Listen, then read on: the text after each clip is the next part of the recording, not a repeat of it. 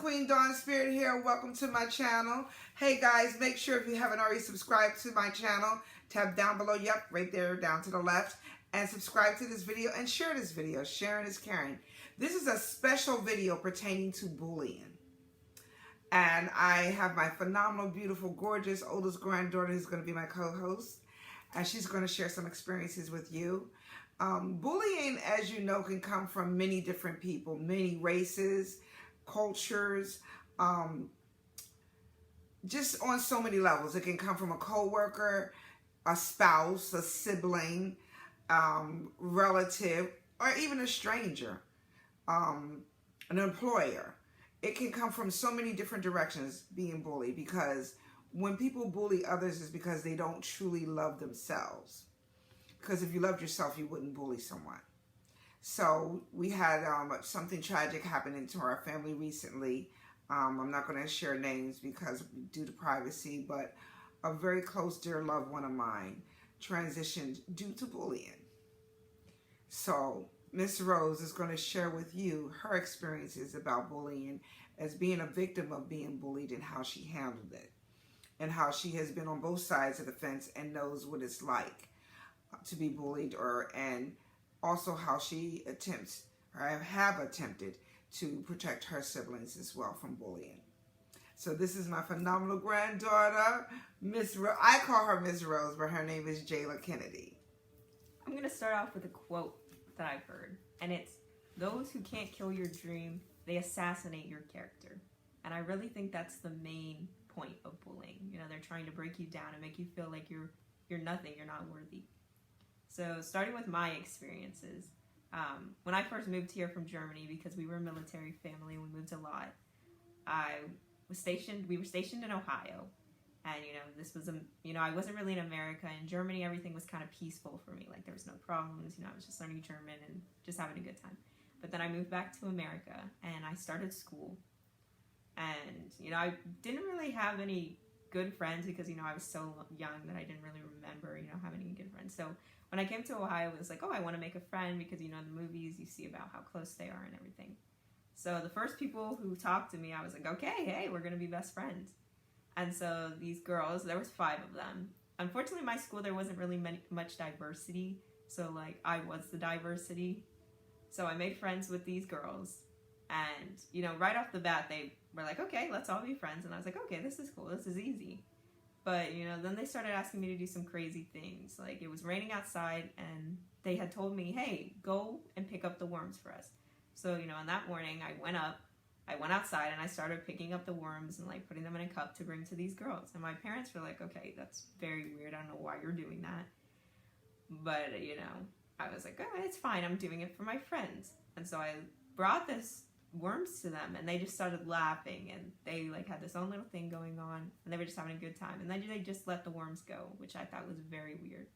And then I would go shopping without them, and they're like, oh, you have to bring us something, you have to buy us something, you have to do this. And so that's what I was doing. I was spending my money that I made, or I was having my parents buy stuff that was supposed to be for me that I was giving to them, because that's what they were saying I was supposed to do, and I wasn't, I didn't know what the friendship thing was. But I was always constantly doing something for them, and they weren't doing anything for me. All they were doing was, letting me sit at their lunch table. And, I couldn't hang out with them after school. It was none of that. It was just me constantly doing stuff.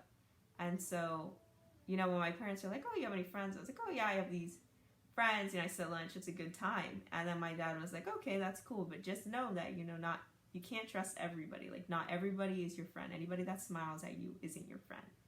And I was like, oh, he doesn't know what he's talking about. It's whatever. But after a long time, it became very exhausting. And I was slowly, losing who I was as a person because I was so into trying to please these girls. So eventually I was just so tired. I told them I was done being their friend. And I just couldn't do it anymore. And so they followed me into the bathroom one day. And they were pushing me into the stalls, into the sinks, calling me the N-word. And, just totally, bringing me down. And so I went to the principal, and the principal was just like, oh, these girls would never do that, they're too nice. So then at this point I felt like I was alone. And a lot of people who get bullied, they feel like they're alone, like nobody will listen, nobody believes it, because bullying is something that's so hidden, so under the table now, that it's just pushed away. And I just want to bring some awareness to it. So, you know, after this incident, I moved somewhere else and I was just, you know, lost. I didn't know who I was. I was, you know, constantly just going back and forth with who I was as a person, you know, what I could do. I was questioning everything, you know, who's my friend, questioning my family. And so I finally met someone that I saw who people would go up to her and they were like, oh, you're ugly, oh, your hair is blah, blah, blah. And she would just be like, oh, thank you. And she would move on and she would just, you know, stay happy. And she was proud of who she was.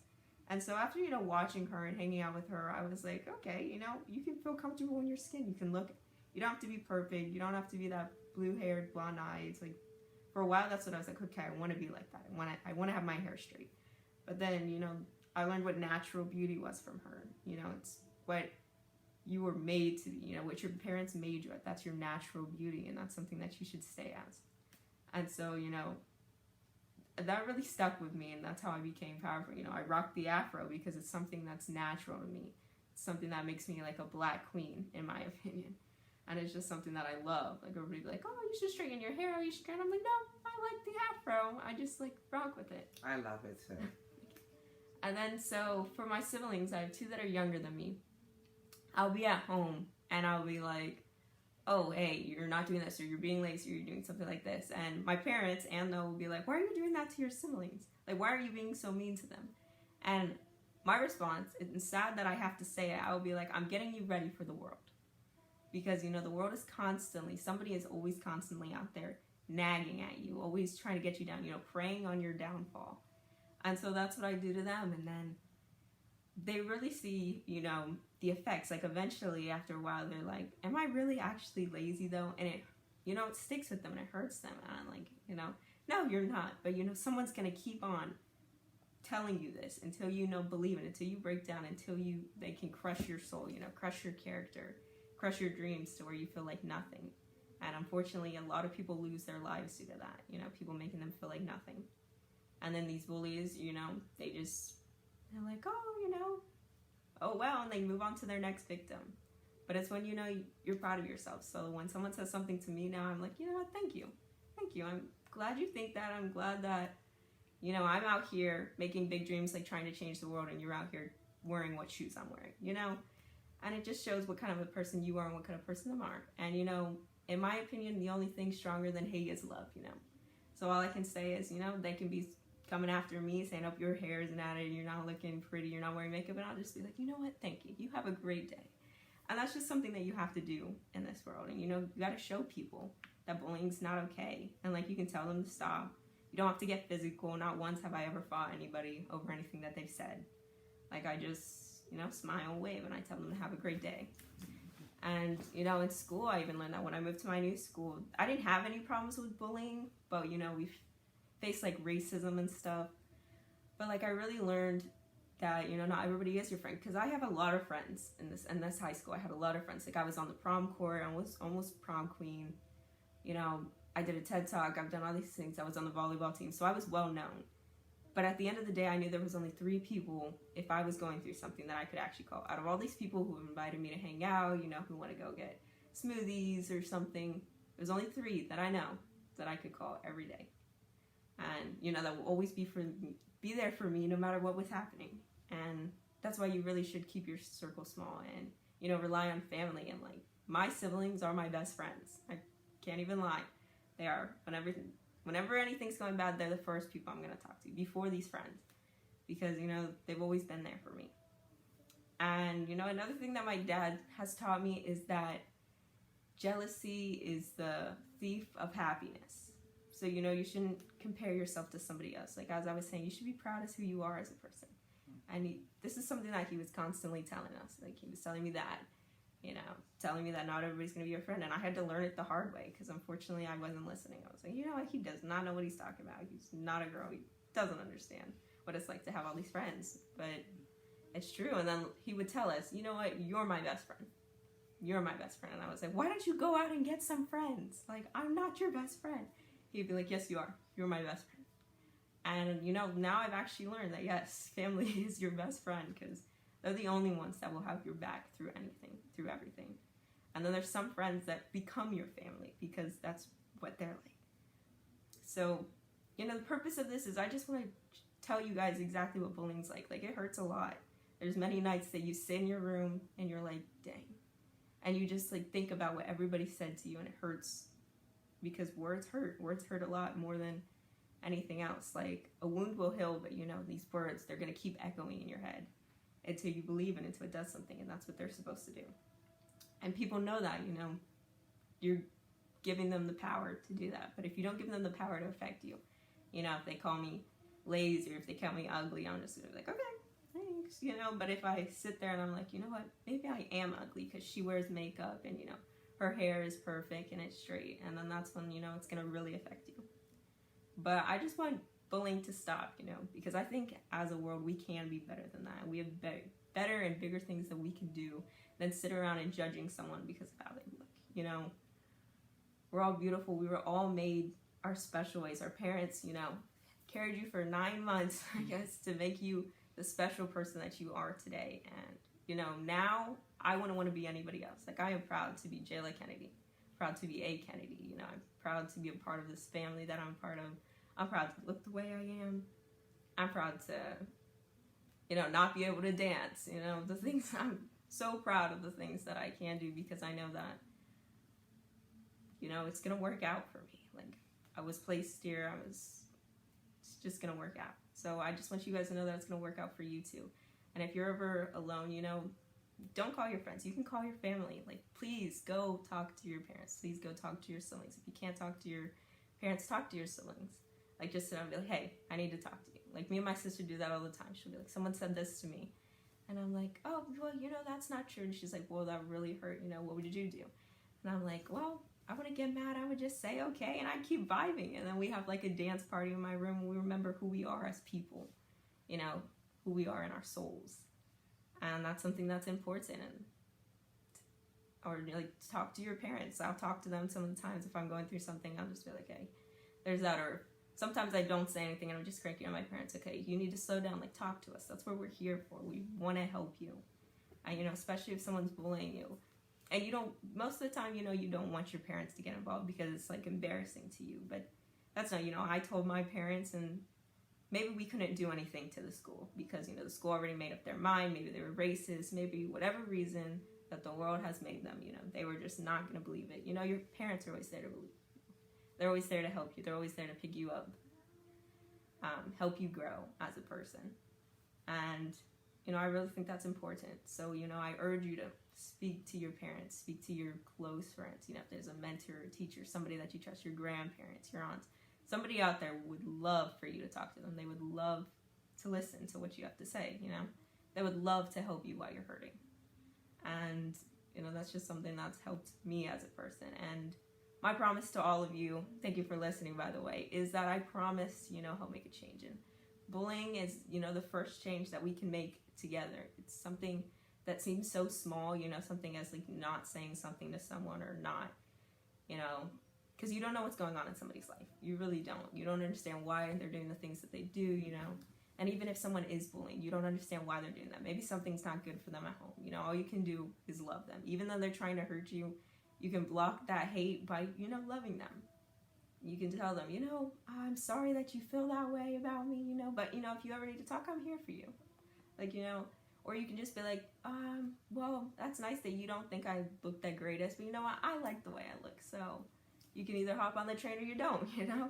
It's a small world and, you know, you should be living it to the fullest because anything can happen at any moment. And so, yeah, I promise that we're going to make a change in bullying. Even though it's something that's so small, it's something that's so big. And it's something that affects so many people in this world today. So, you know, we can do it. We can end bullying. Let's just love each other, you know? That was absolutely phenomenal. I couldn't put it a better way.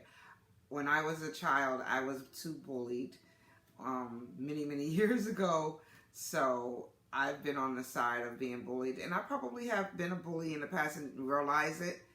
And just making a joke to someone or downing someone can be a form of bullying.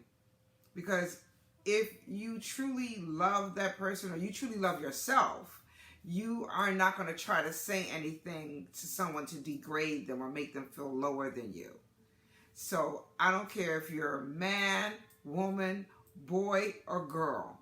If you are being bullied, tell someone. Tell an adult. Tell someone of authority. I don't care who it is. That snitching and all that stuff, that is played out. Speak up.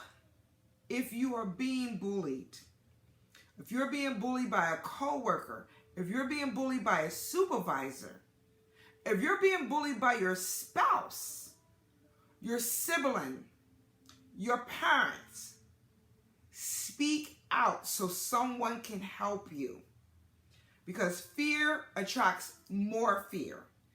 And the more you fearful, the more they're going to attack you. And you're going to keep attracting that same energy. Speak out. Tell someone. Tell me. Reach out to me. It's time that the bullying and the judgment stops. The mistreatment of how we mistreat each other can spiral out of control, which happened in my family. And when it spirals out of control, the hurt goes deeper, because then when something happens to that individual, their family members are the ones that wind up being hurt too, for whatever's left over. So speak out. Someone will listen. And if you are being bullied, I'm sending you Reiki, love, and positive energy to heal whatever situation in your life that is unbalanced. And if you are a bullier and you want to stop and you don't know why, you need to work on self-love. Because people that really, really love themselves, they don't bully others. But I'm telling you, I love you. I'm sending you Reiki, love, healing, and positive vibrations. And Jayla, I would love to have you back again on my show, on my channel, to reach out to the younger youth, the younger people, the other generation, even my generation.